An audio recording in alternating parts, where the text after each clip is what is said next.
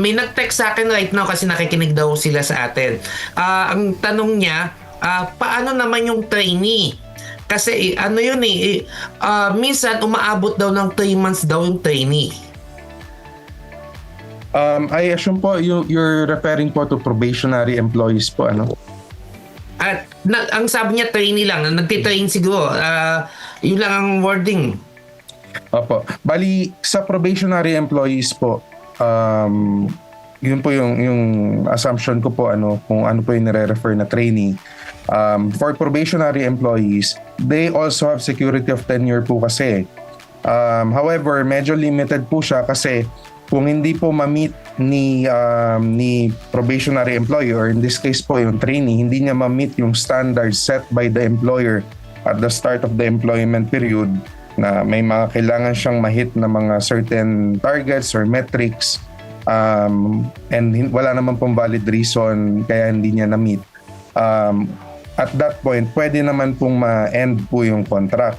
But if nakapag-set po ng targets and na-meet naman po ni trainee or ni probationary employee, and then i-terminate po yung kanyang employment for other reasons po aside from that target na hindi naman po just or authorized cost under the labor code, sasabihin lang kasi kailangan nating i-end kasi 3 months na lang, 4 months na lang, and tapos na yung kontrata mo, which is hindi naman na-discuss early on. So we can say po contractualization din po yung ganong practice. Ito follow-up question, nag-follow-up question agad siya. Kapag trainee daw ba, required ba na may mandatory benefits din ba? Yes po, there are certain benefits or government statutory benefits po na kailangan ibigay even if probationary or even if casual, project-based or time-based.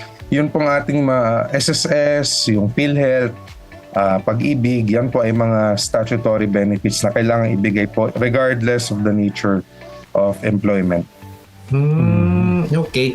So, regardless na kung ano ang type ng ng pagiging employee mo, casual, project-based, or trainee ka man lang, paano ba yung kung ang nakalagay sa'yo, attorney, ito pumasok lang sa isip ko Kung sa kontrata mo, ang nakalagay doon, trainee ka lang, tapos ang ibibigay lang sa'yo, training allowance yun. O, training allowance, okay lang ba yun? Meron din po tayong mga tinatawag na learners or apprentices. So, even if sumisweldo sila, it's more of like training allowance po. Meron din pong provision si labor code para po doon sa mga learners, yung pong parang mga OJT po. In this case, meron pong certain provisions na hindi naman kailangan parang makareceive siya ng minimum wage, pwedeng training allowance lang for the meantime. Although there are certain situations na kailangan po after the training or after the apprenticeship, kailangan siyang i-absorb ng company.